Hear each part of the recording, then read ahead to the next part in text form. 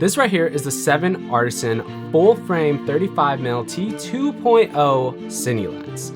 Now, 7 Artisan did not send me this lens to review. I ended up buying this with my own money to tell you guys if it's worth it. And by the end of this video, there's 2 reasons why you might not actually want to buy this lens. But before we get into that, let's talk about all the pros and amazing things that this lens comes with. Now, the first thing I want to talk about is gonna be the price. This is one of the cheapest lenses you can get for a full frame camera, coming around $419. And with that said, it's not really holding back any quality issues or anything like that within this lens.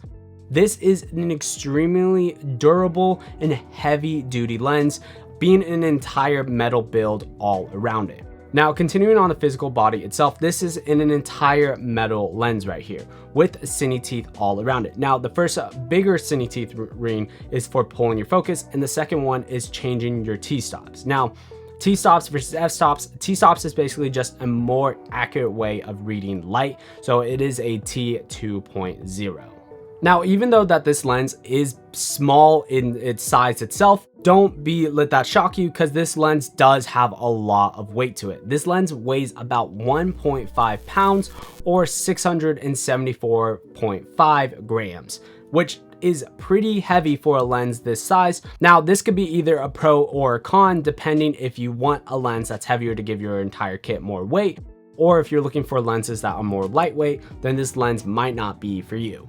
And before we start talking about the image quality of the entire lens itself, the other thing I'd like to know is just how smooth it is to pull focus with this lens itself. It does have a 270-degree focus pull, which that basically means it will take you a decent amount of time to get from all the way to the minimal focus distance to infinity. But nonetheless, this has a really smooth focus pull on the gear teeth itself. For the filter thread on this lens itself, it is an 82mm filter thread, which is really nice because I feel like that's typically the standard for a lot of other lenses. Sorry for the interruption really quick. If you've been enjoying this lens review and just the content that I produce on my channel, you should definitely consider subscribing. It helps not only me, but my channel to continue to grow. Anyways, I'll let you guys get back to the review.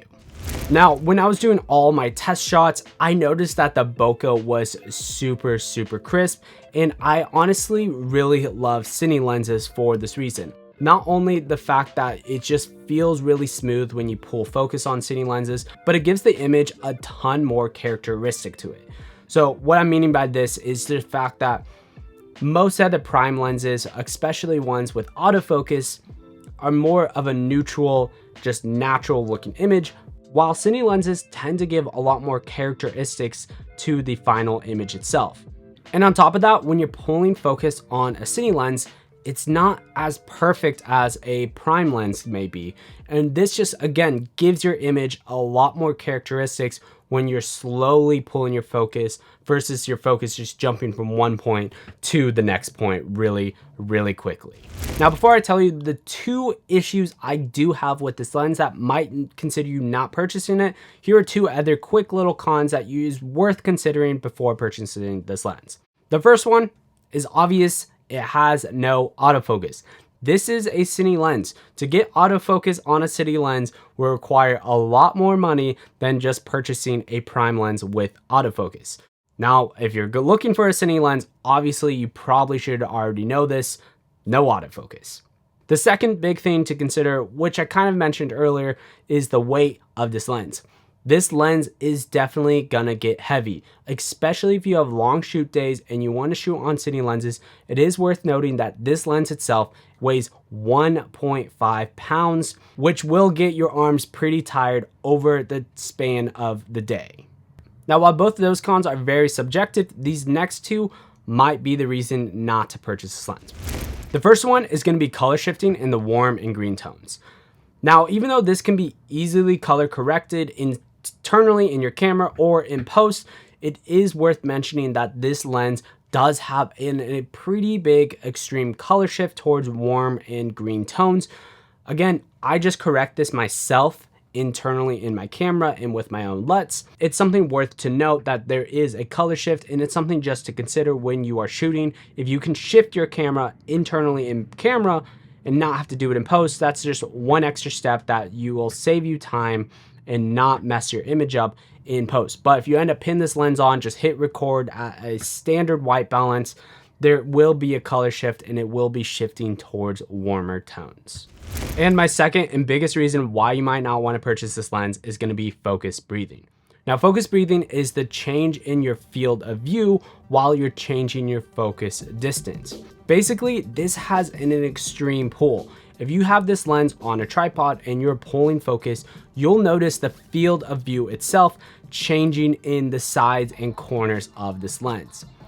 While this is not a huge deal if you're just pulling focus a little bit back and forth, when you're doing huge focus pulls from all the way close up to the lens to infinity or super far back, you will notice a drastic change in the field of view, or aka the focus breathing will have a huge change. Now, personally, it's not a big con to myself, and it's just, again, some quirkiness with this lens, but that's not something you would notice on higher level and more premium lenses. With all that said though, it's still a great high quality cinema lens, and for the price, having just one or two cons like that makes it kind of worth it. Now, if you're still on the fence about this cinema lens right here, I have an entire video talking about my 35mm prime lens from Lumix that you can check out right here. And then YouTube recommends you might like this video right here. Until next week, guys, peace.